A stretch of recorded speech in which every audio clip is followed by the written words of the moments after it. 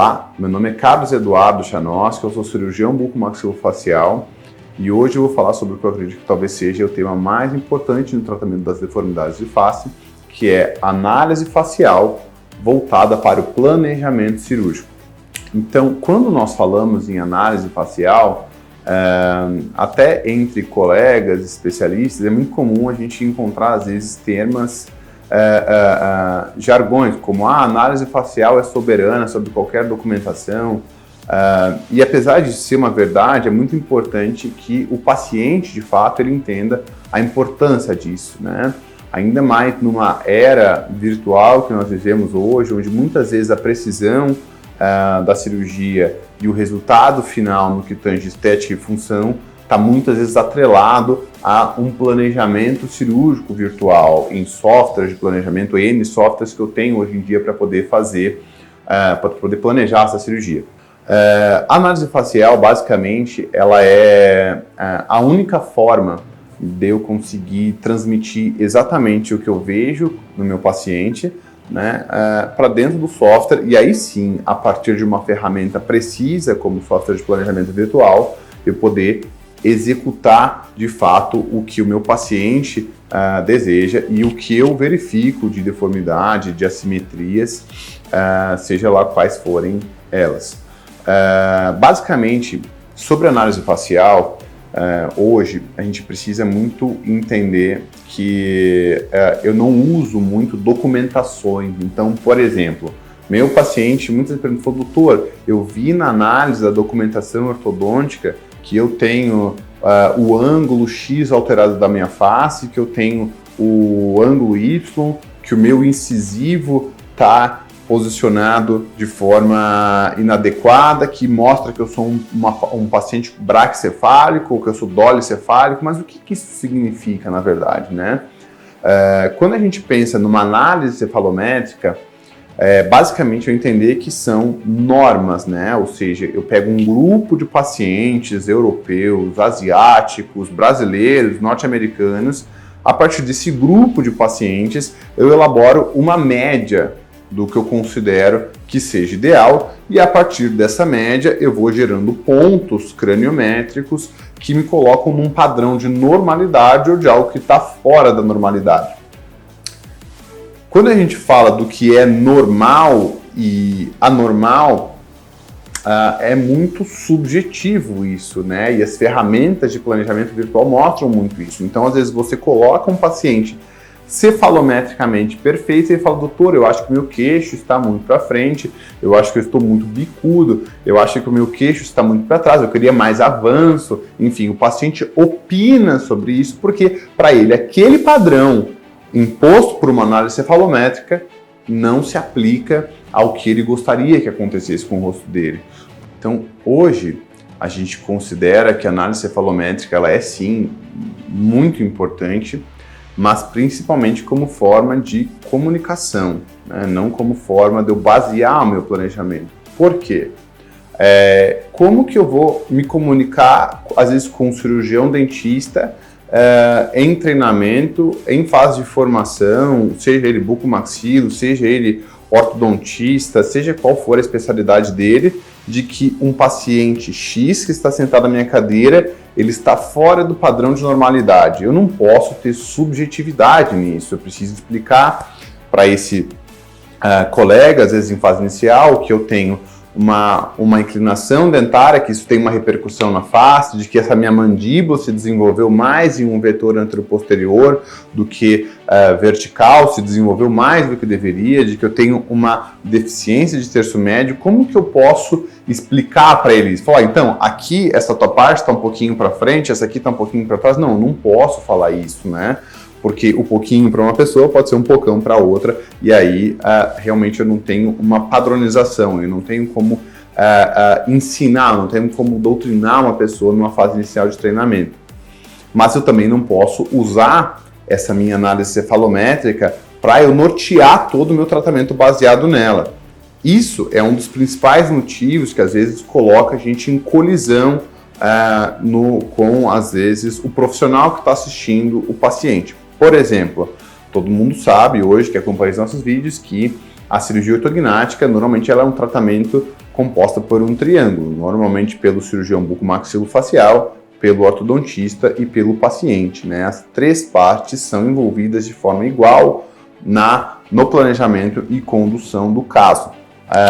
Muitas vezes, por filosofias diferentes de trabalho, as pessoas seguem à risca uma análise cefalométrica. Então ele coloca, meu incisivo ele tem que estar exatamente em tantos graus com a base mandibular, senão não está ok, então eu tenho que extrair um dente para poder colocar ele lá, eu vou ter que colocar esse paciente num preparo ortodôntico de 1 ano e meio, 2 anos antes do tratamento.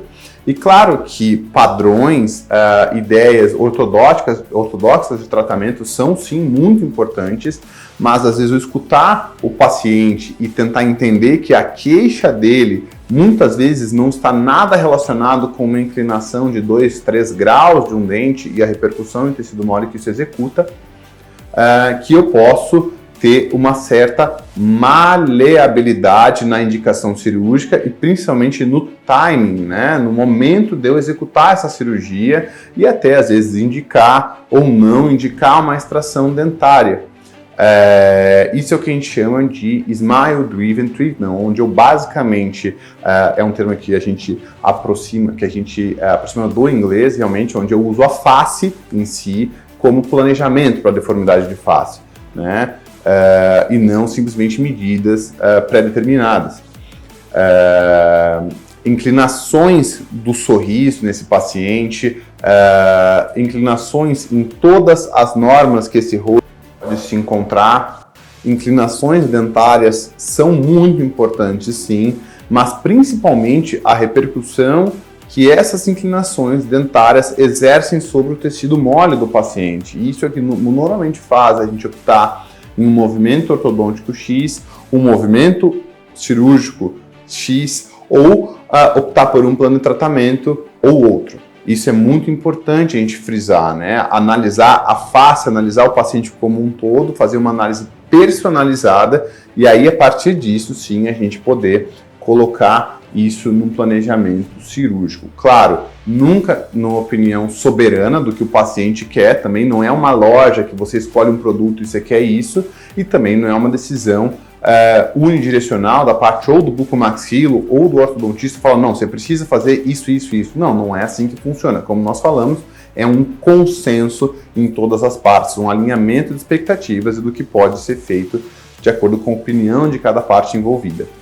Também falando a respeito da análise facial, é muito importante a gente entender que eu tenho o que eu considero 3 fases principais, ou seja, eu tenho o que eu enxergo nesse meu paciente, eu estou olhando ele na minha frente, eu estou vendo a forma que ele sorri, eu estou vendo a forma que essa cabeça está posicionada, que a gente chama de posição neutra da cabeça, eu estou vendo ele em vários ângulos e exatamente o que eu já cirurgicamente posso fazer por ele e se isso de fato vai de encontro às queixas que esse paciente tem, obviamente.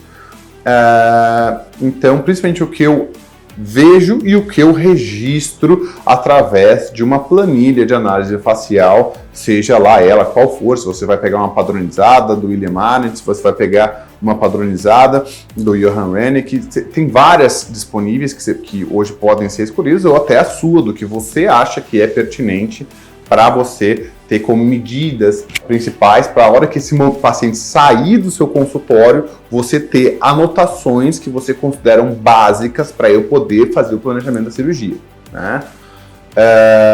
Então, eu tenho a fase documental escrita do que eu estou vendo, e eu tenho algo que a gente considera na nossa clínica o mais importante hoje, que é a análise fotográfica dessa deformidade de face e o quanto ela muitas vezes se aplica para a gente discutir nas reuniões de equipe exatamente o que esse paciente precisa para poder corrigir e satisfazer as queixas dele. Justamente por isso, a gente sempre tenta estandartizar protocolos de fotografia, são sempre as mesmas máquinas, sempre o mesmo fundo fotográfico e principalmente sempre a mesma pessoa que faz a fotografia. Então quer dizer que tem uma pessoa específica que vai fazer essa foto no teu consultório? De forma alguma. Hoje na clínica nós somos em 4 cirurgiões bucomaxilofaciais. Desses 4 cirurgiões, cada um faz a sua análise facial registra o que ele acredita, as medidas do rosto, cada um faz as suas fotos, né? Isso é muito importante, porque quando o paciente ele te procura para fazer um planejamento cirúrgico, ele quer que você realmente veja as necessidades dele, e muitas vezes se eu tenho uma outra pessoa que faz análise facial, se eu tenho uma outra pessoa que faz as fotos, para quem que eu vou reclamar no pós-operatório se essa minha linha média da maxila está desviada a 3 milímetros? Para quem que eu vou reclamar se eu sobrecorrigi a minha maxila 2, 3 milímetros e eu escondi o sorriso? Você não tem para quem reclamar. Você vai reclamar para o cirurgião assistente que prestou, que fez a análise facial? Então, é uma questão realmente do que a gente acredita que é o correto.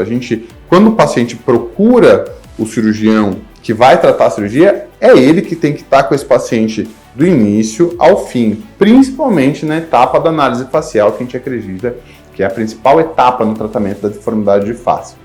Por último, a gente ainda fala que eu tenho a análise subjetiva, que eu também considero algo muito importante. Então, alguns pacientes que têm, às vezes, passam conosco na clínica, né, eles entendem um pouco a nossa filosofia de tratamento, onde eu gosto muito de escutar o que esse paciente, como ele se enxerga. Eu tento deletar superlativos, porque meu rosto é muito feio, porque meu queixo é muito para frente, porque muito estranho. Não. A subjetividade a gente sempre tenta eliminar dessa fase, mas muitas vezes sim, como que esse paciente se enxerga? Eu acho que meu rosto é muito curto, tem alguma coisa que eu acho que meu rosto é mais afundado, tem algumas que eu acho que tem alguma coisa estranha no meu sorriso, eu acho que eu exponho muito a gengiva, e tudo isso é importante você ir atrelando ao que esse paciente se enxerga que está equivocado na sua análise facial, para você depois, pelas fotos que você tirou, poder mostrar para esse paciente, olha,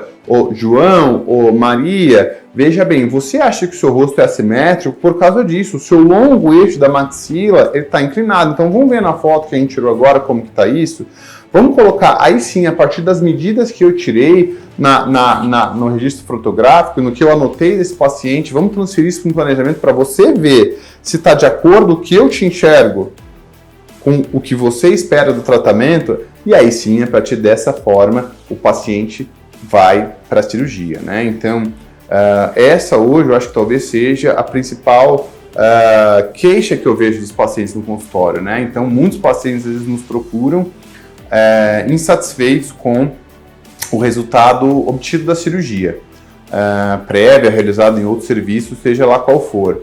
Nesses casos, por incrível que pareça, muitas vezes esses pacientes têm uma mordida correta, mas o paciente está com assimetria da face. O paciente ele entrou para corrigir uma assimetria e ele saiu com assimetria. Esse paciente ele entrou para corrigir um distúrbio obstrutivo do sono e ele saiu com o rosto biprotruso, né? Esse paciente ele entrou para corrigir um sorriso gengival e sobrecorrigiu e não mostra nada dos dentes. Então isso são tudo queixas relacionadas muito mais a uma não aceitação da face, né? E muitas vezes é o que leva esse paciente a uma reoperação. Então, algo que eu sempre bato na tecla, né? Muitas vezes o paciente se preocupa com a cirurgia em si, com a recuperação, se vai doer, se não vai doer, se ele vai perder peso, quantos dias de atestado ele vai ter que ficar. E claro que tudo isso são fatores importantes, mas o que muitas vezes o paciente não se dá conta é que o erro da cirurgia ortognática de não obtenção de resultado, ele já começou antes dele ter ido, semanas antes dele ter ido para a cirurgia, quando às vezes essa análise facial foi feita de forma rápida, de forma displicente, foi feita por terceiros, e aí ele delega todo o resultado da cirurgia no planejamento virtual. E hoje eu tenho várias empresas que fazem planejamento virtual. Qualquer contrato de planejamento que tenha dessas empresas está lá. Nós não se responsabilizamos por maus resultados. Por quê? Muitas vezes os maus resultados são justamente por uma pobre análise facial, por uma pobre anamnese desse paciente.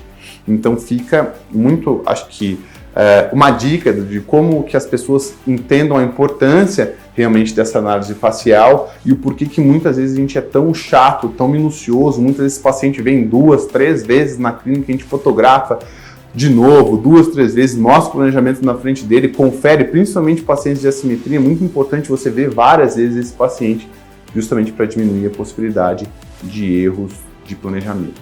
Certo, pessoal? Olá, meu nome é Carlos Eduardo Chanoski. Você gostou do nosso vídeo?